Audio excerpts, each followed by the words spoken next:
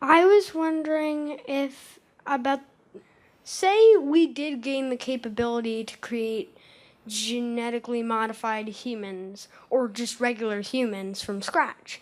So, what would stop the military from creating humans that had no parents and were perfectly expendable? Nobody would miss them if they died. So, like, what?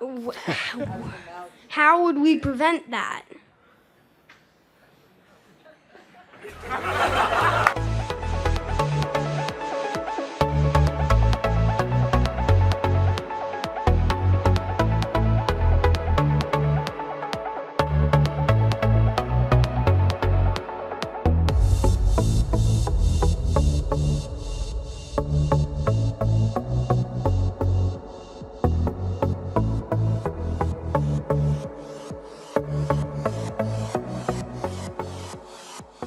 But I think we're going to see in the next few decades the convergence of 3D printing with two other technologies, which will enable us to take a digital design and make it into a physical thing.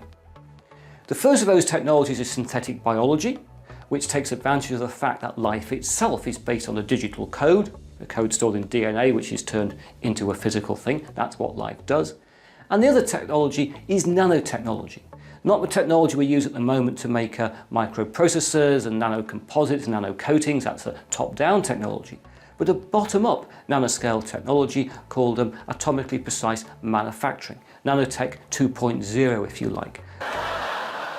But seriously, even if I disregard the Uncle Carl factor, at best I have 60 years left.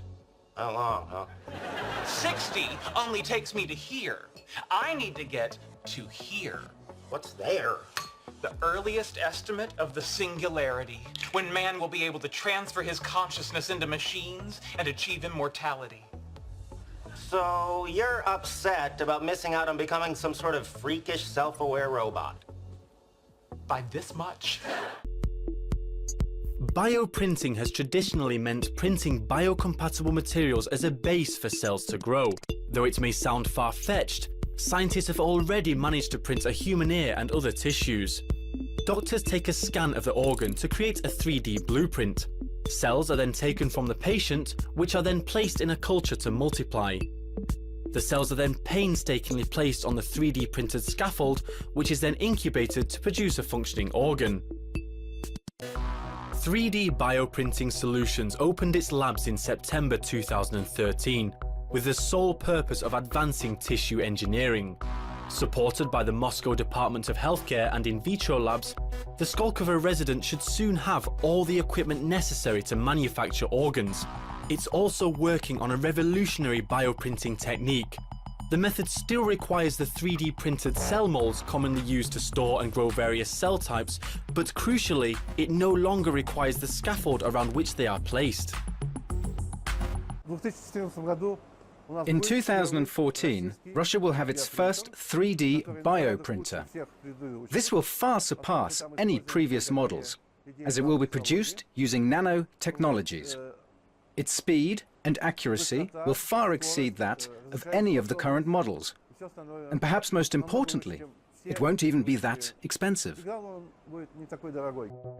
Traditional tissue engineering methods involve removing all the cells from a dead human or animal organ, leaving only the protein scaffold, which is then repopulated with stem cells and incubated.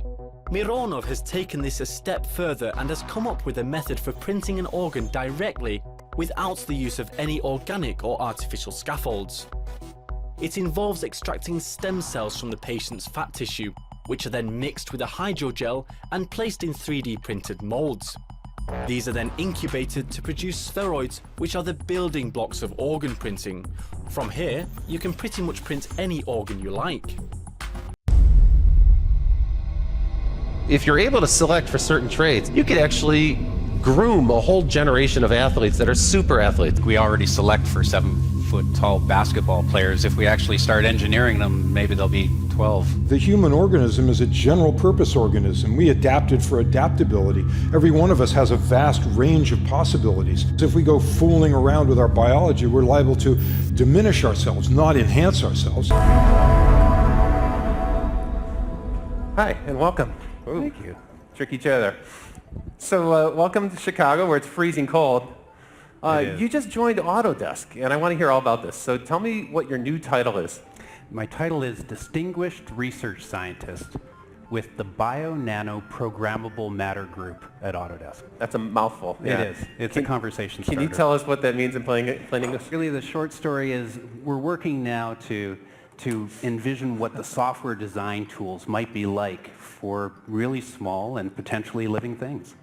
The stage we're at with synthetic biology is the same stage that we were with personal computers back in the late 70s. Absolutely. Where people were, it was like homebrew computer club. People were building their own computers in their garages or their dens, kind of like the labs that I was talking about a minute ago. Exactly, except now we're working with a different type of computer, really bacteria. They're like information processors that do chemicals, but they're different. They're programmable, but the cool thing is they also make more of themselves. So they're like computers that can reproduce. This is pretty powerful. That's amazing. And if you look at a bacterial genome, it has about 5 megabits of information. Really, a small photograph. But this is enough to program a living thing. And really, if you've got a software program, you have to learn the basics. You have to learn how to read it. You have to learn how to write it. Right. We've been sequencing with devices like this. This is a desktop.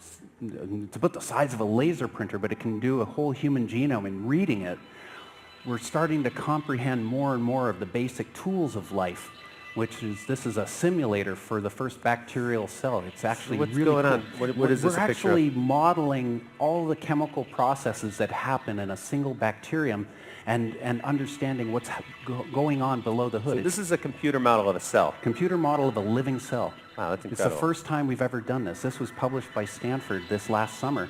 And really what we're doing now is we're starting to learn how to write code. Thanks. We started writing genetic code back in the 1970s using something called recombinant DNA technologies. It was cutting and splicing genetic code. And really, if you take a look at it, you end up kind of writing ransom note style. You can write anything, but it takes a long time to do. The shift with synthetic biology, and what makes it so powerful, is now we can actually use computer software. We don't need a lab anymore. We don't need these tools, which are really restrictive. We can start using laptops. So they virtualized the lab. Yes, essentially now we have word processors for DNA. And the cool thing is we have printers. Companies like DNA 2.0 and there's a bunch of other ones will print out your DNA, kind of like a Kinko's used to, prints out color copies. So the analogy to the computers is actually total. It's really close. So the idea, in the 80s when personal computers got good, we went from desktop, word composition to desktop publishing, and that was a big change in the print business. Now we're getting desktop biotech. And so it's push-button DNA, and this is... So you can compose DNA using a browser. You can compose DNA using a browser. You hit a button and send it. They'll send it off to you. That's awesome. And this is opening up biotechnology to a whole new generation of people that are younger and know how to work with computers in the same way that 30 years ago kids started playing with personal computers. Hang on a sec. So it's genetically engineered machines. So they're thinking about life as a kind of like a robot or a machine that you can control. Yeah, we look at simple bacteria as really being little robots that are programmable. And the groups that are really getting good at this, well, they're using robots to do not just printing of DNA, but actually booting of the organism and testing. So this is allowing people to really have biotechnology done remotely. Just send a design, they'll build and test. That's a big one. So hang on, that means you could design an organism on your desktop computer, your laptop computer at Starbucks even, and then send it out to get not just printed or not just have the DNA compiled for you, but you could actually have the organism made, manufactured, produced? What verb tested, do they use? And the results come back to you, and you can decide whether you're going to. So if you didn't get it right the first time, you can do it again. Do it again. In fact, when most people think about the stuff that we're talking about, they get freaked out. This is scary stuff for most people. I don't know about the young people you're working with in the DIY bio scene. We're working with safe organisms bottom up, so there's probably more harmful stuff in your bathroom or kitchen. Okay, fair enough. But I think when the average person hears about this, they have a kind of fear of the future. So the person at home who hears scientists talking about these new technology advances, I think the concern people at home have is that they've already heard about this stuff, but the way they've heard about it is through pop culture. And frankly, scientists are losing the pop culture battle.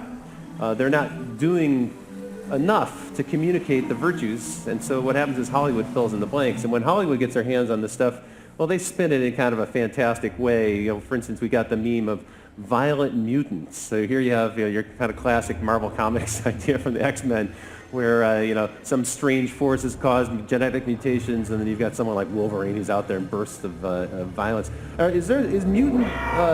Thank you. is the idea of these sort of unpredictable mutations in us? Is that part of what you grapple with? Is that a real fear, or is this just complete fantasy? No, actually, I think that Hollywood actually dramatizing a lot of these ideas is terrific. You know, people actually know what a mutant is now. For example, shows like Heroes were great for introducing not just bad mutants, but a bunch of good ones as well. So in a way, it makes it cool, and it makes it easier for you to connect with teenagers. Yeah, and of course, a lot of the scientists do advise Hollywood. Yeah, that's true, whether or not they listen to them. Another meme that kind of comes through is this idea of the evil corporation that's going to patent all these new life forms and control it. And there's a couple things that follow from that. For instance, the movie Gattaca had an idea there that your genome was destiny. So in other words, you were born with a certain genome, and then you'd have that sequenced at birth. And from that point, your role and your fate and future opportunities were all set in stone, and you had no choice. And then that particular movie played out in that fantasy world. But as much as we can dismiss that as maybe a fantasy, there is this kind of creepy undertone. When we talk about reprogramming biology, look, there's some bad history here, and it's the shadow, the specter, if you will, of eugenics that's in the background. And so tell me about that. I mean, how real of a concern is there with the idea of kind of designer babies, where we're selecting people, selecting traits? Before there's designer babies, there's what's been called microeugenics, the kind of figuring out what the genome of your prospective baby is and eliminating the one and implanting the one you want. Pre-implantation genetic diagnosis is part of this. So that's the first thing. Then there are, of course, a whole bunch of proposals for designer babies, but it's not as simple as that. An organism is a very complex thing. Genes are more like colors on a painter's palette. They get mixed. So if you change a gene, you're not going to just get the trait you're after, but you're going to change a lot of other things too. In fact, the human being, there's talk about producing post-humans, transhumans, technosapiens. I think this is good stuff in that it provokes a lot of very serious conversation, but it's also a lot of science fiction. In fact, we're a very complex, fine-tuned organism. The moral and spiritual meaning of our lives is tied in with the physical structure of our lives. And if we go and change basic things in our structure, we may just write ourselves right out of our own story.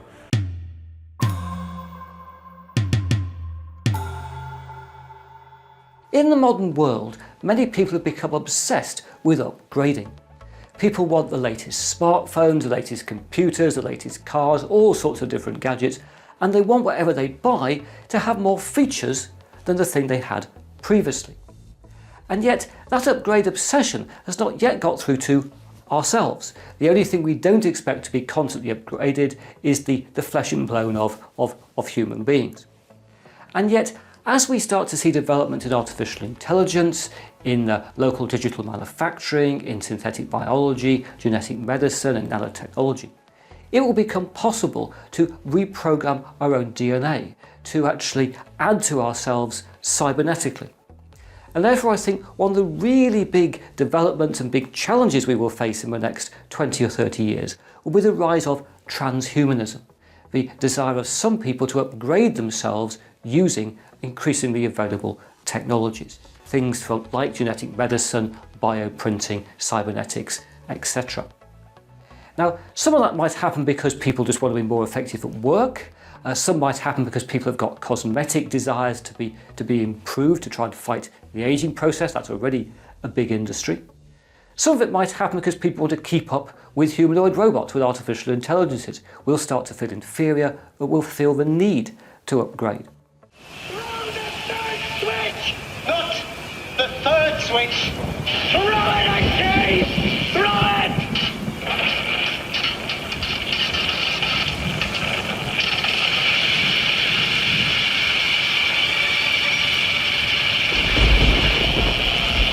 Life! Life, do you hear me? Give my creation life!